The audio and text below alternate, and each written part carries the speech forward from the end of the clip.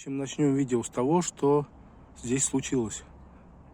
А здесь ударила молния несколько дней назад. А может быть, даже и совсем недавно. Я там дальше записывал видео и говорил, что типа я не знаю где. Вот, пожалуйста, тополь, кора. Видите, кора отвалилась. Вот сюда, в это дерево, попала одна из молний. В общем, я считаю, что что-то здесь притянуло. Может быть, это место силы, может быть, здесь сработали древние технологии в храме. И 3 раза здесь молния ударила. Вырубила все вообще там, чуть ли не все электричество. Подробности в самом видео, не в начале, а потом.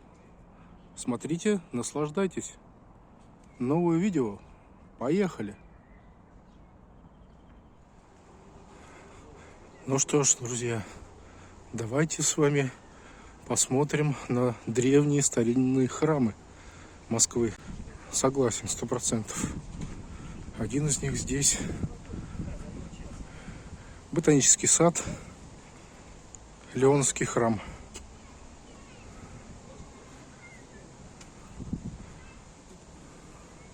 Идем.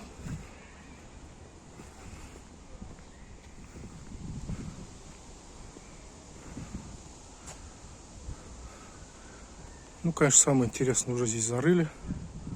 Я не успел.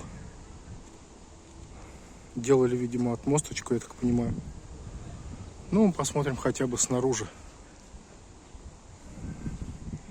Что это у нас такое? Не успел я, конечно, посмотреть, что там было внизу. Что ж поделать. Так же, как и не успел посмотреть, что откопали справа от лавры. Там уже тоже все закончили, опять все закопали. Давайте посмотрим.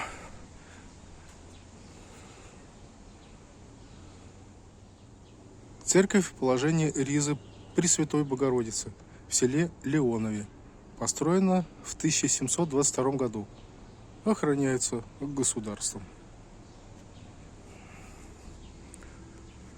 Вот как вы думаете, на что следует всегда обращать внимание первым делом? Практически во всех таких вот храмах 17-18 века. Естественно, на фальш-фундамент. И как раз тут уже практически заканчивается работа по его возведению. И это о чем говорит? О том, что внизу как минимум метров 10-15. Вот прямо 100%.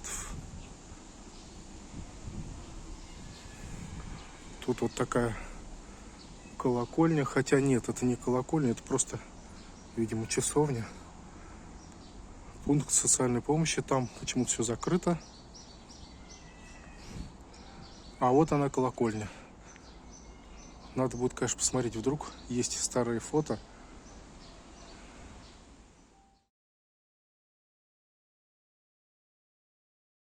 Это будет, конечно, хорошо. Давайте посмотрим вокруг.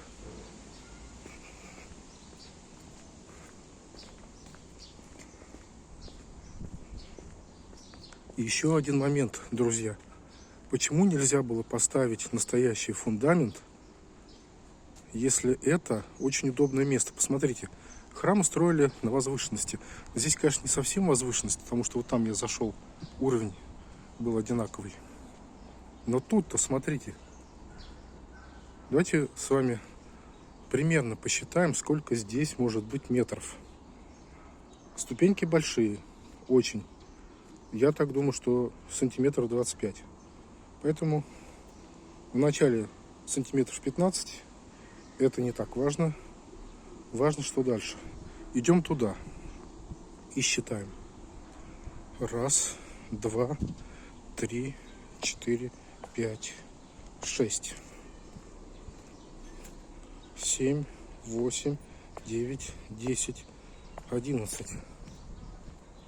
И, допустим, сюда еще 12, 13, 14.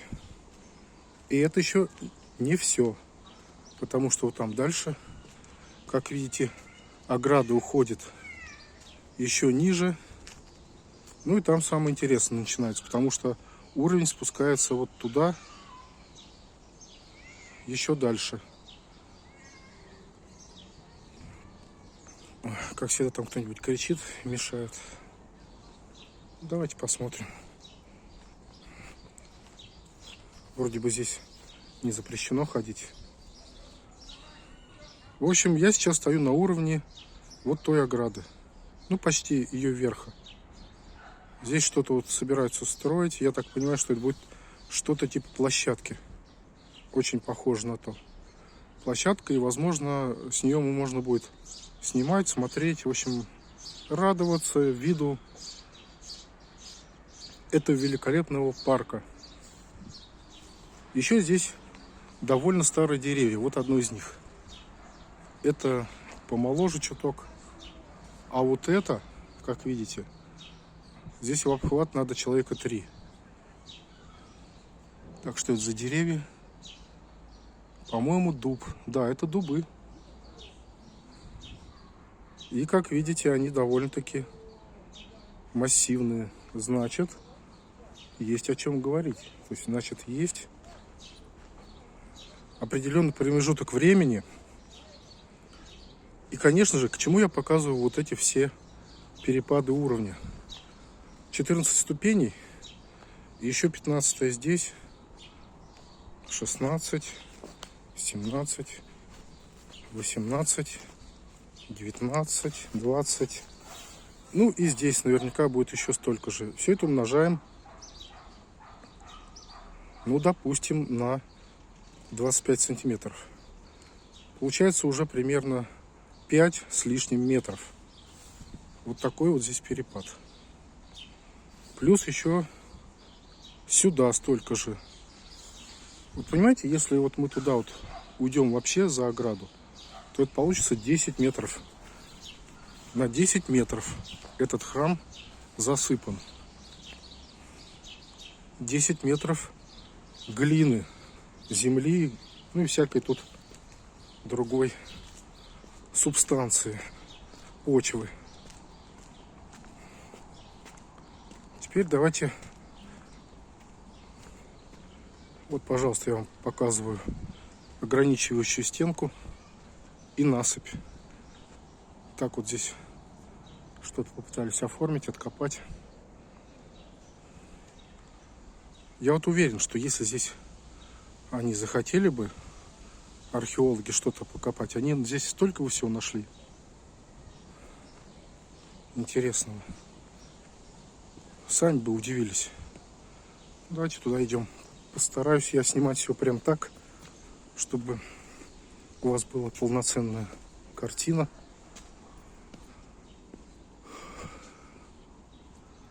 Этого храма. Облицовка снята.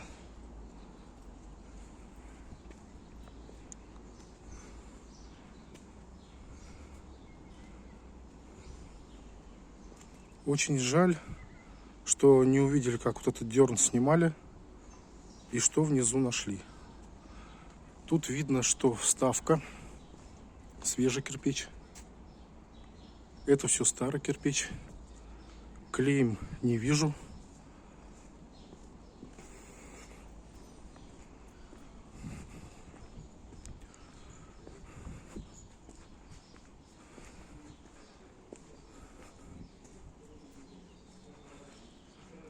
Там идет служба.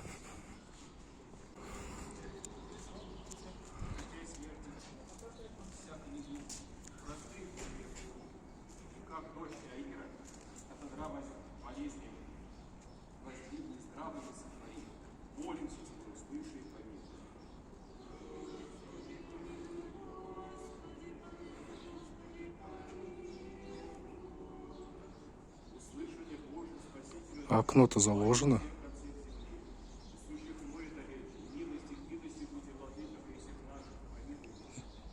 Так, что мы здесь видим? Восьмигранная система. И там тоже. Две восьмигранных системы. Основная и колокольня.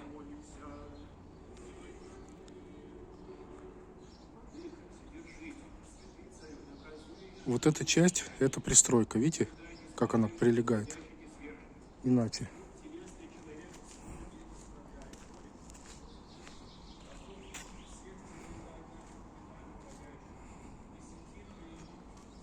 Чтобы вы убедились, что здесь везде пляж уровень, вот, пожалуйста. Видите, где человек стоит?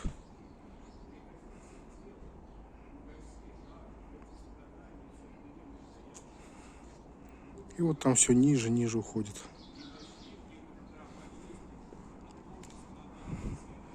Алтарная часть.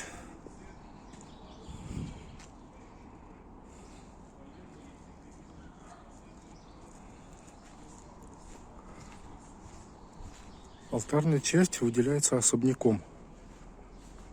Как будто бы ее здесь не было.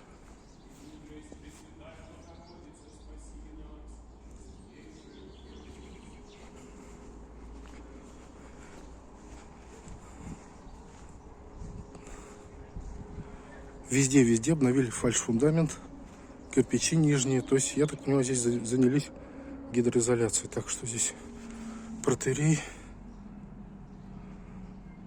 Иоанн Смирнов. Что-то непонятно, как все стерто. Такой аналой здесь с крестом и Евангелием сделали. Табличку распятия Христова. Это алтарная часть, заложенное окно. Ну вот видите, здесь уже уровень чуть-чуть не так пляж. Вон люди идут.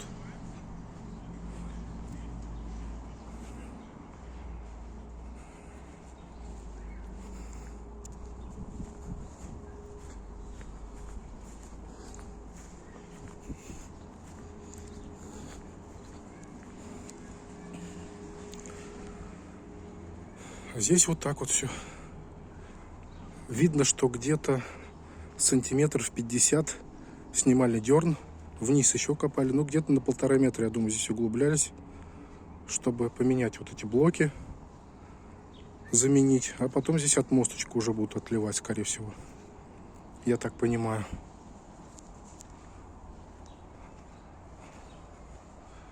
Как вам такой полный кадр? Практически без обрывов. Вот он, какой храм. Классическая схема. Основной предел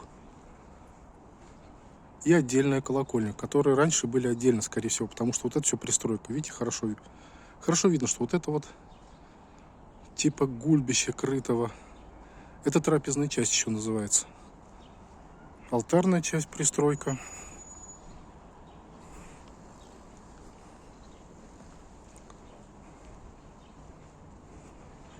И вот этот вот восьмерик, даже не четверик, а восьмерик, это, скорее всего, он так и был весь сплошной. Может быть, вот это все, углы, это все перестроено позже. В 19 веке, правда, здесь не обозначено, но можно в истории покопаться. Ну, самое главное, что я вам показал, как здесь пляшет уровень земли. Везде восьмигранные вещи. Вот это тоже восьмигранка сверху в стиле.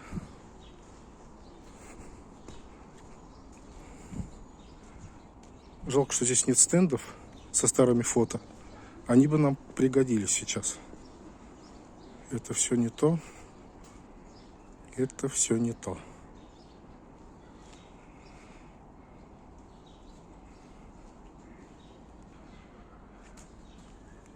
Вот такой вот интересный храм, засыпанный минимум на 10 метров. Но он на месте, как видите. Кирпичи старые, свидетели 19 века. И, скорее всего, свидетель как раз-таки катастрофы, наводнения, потопа 19 века. Косвенное свидетельство потопа. В 1800 году церковь осталась без пения до 1859. Заросла березами. Написано вот здесь подпись внизу под этой гравюрой 19 века. А еще косвенные свидетели — это вот перепады высот. Ну и фальш-фундамент, соответственно. Еще раз вам показываю. Вот люди идут. Видите, какой уровень.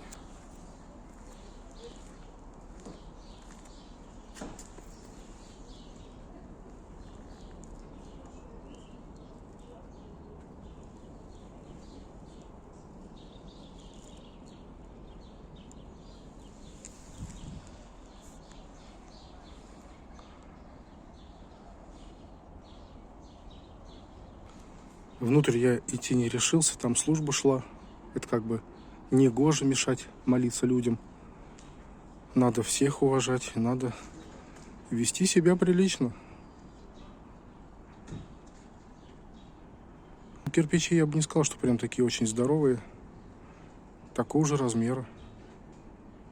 Вот видите, здесь же хорошо видно все.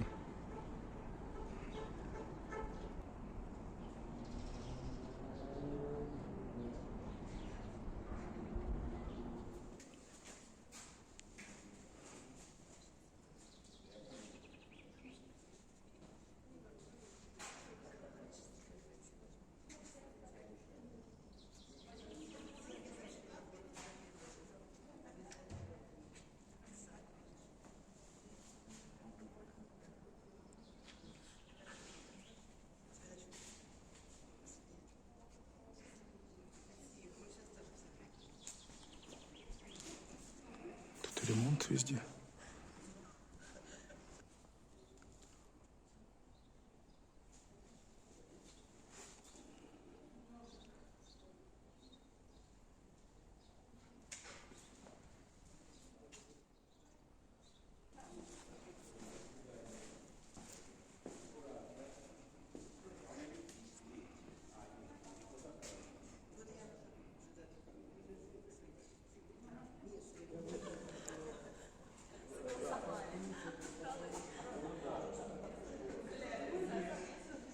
Да, кстати, тут на днях молния ударила в храм.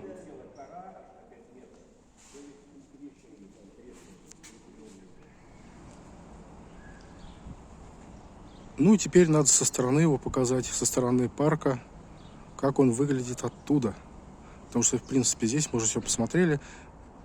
Глухой барабан, на нем восстановили купол, маковку, крест. Сделали тот же самый, видите, старинная у него форма с полумесяцем. Не современный, а такой, настоящий, как у древних храмов. Ну а здесь установили купол, как вот у Физалис. То есть это все природные технологии, природоподобные. Если можете заметить, то вот у начала верха, где архивольта, это начало арки, и она заложена.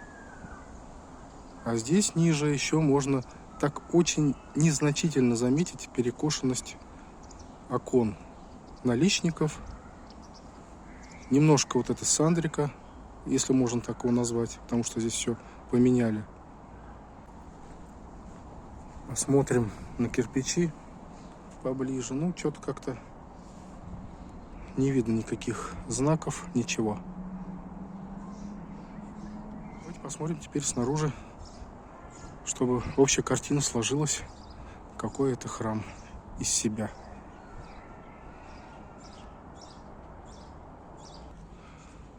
Вот отличная точка, показатель того, как тут все действительно засыпано. Храм на возвышенности. Вроде бы как на возвышенности. Но если мы смотрим вот сюда,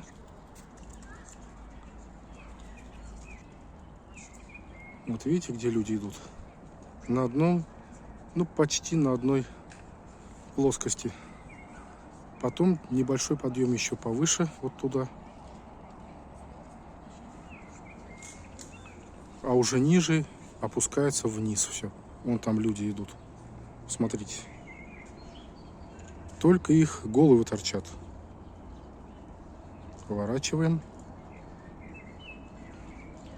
То есть практически они все там внизу где-то идут. Вот еще места отсюда вот, если панорамку делать, Все это хорошо видно. Ну, даже удалось внутри заснять. Короче, повторяю, случай, который здесь произошел совсем недавно, на днях. А случай состоит в том, что здесь буквально недавно, на днях, когда тут была гроза, молния ударила 3 раза. В тополь, в храм и еще куда-то. Ну, я вот спросил, даже у настоятеля спросил, он не знает. Я посоветовал, не знает, куда ударило. То есть никто не знает, куда были удары. Я посоветовал просмотреть камеры наблюдения. Самое главное, что когда всю вот эту молнию ударили, то вырубились все видеокамеры, вырубилась эта звуковая система, которая усиление звука, и еще что-то, наверное, вырубилось. Вот такой вот случай. Будет, конечно, интересно узнать подробности. Я спросил, может быть, в крест ударила молния? Ну, никто пока не знает. 3 раза. Знаковое такое. Ну, немного покажу. Вот тут еще ступеньки. Так. 3, 4, 5, 6, 7, 8, 9, 10, 11, 12, 13, 14, 15, 16. Тюф-тюф. О, какая здесь constructions.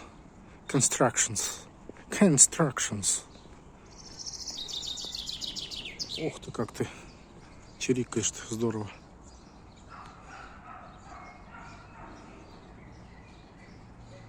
Это я внизу. И еще ниже туда спускаться. Ну, видите, храм рядом с водным источником. Че? Как обычно. Прудик. Прудик тоже посмотрим. А что нет-то? Так, деревья наклонены туда. В ту сторону. Вот, видно, что они к воде тянутся. Вода — это сборник энергии. Проводник. Все вот туда тянется. Вот видите, только что ничего не было, да, и вот, пожалуйста, еще 2 метра с лишним. Как вот вам такое? Я же говорю, что то, что я там посчитал, это вообще ни о чем. То есть здесь еще можно смело метра 3, 4, 5 даже прибавлять. Такой вот перепад. Лето.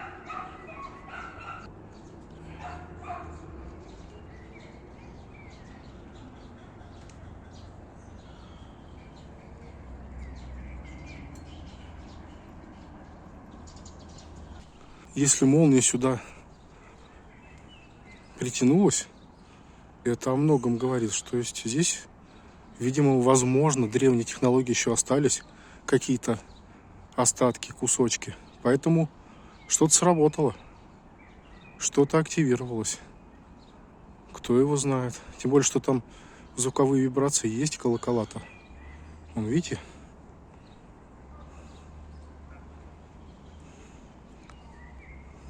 Колокола-то есть, вон они. Ну, наверное, давайте завершим здесь видео. В общем, друзья, есть еще что исследовать.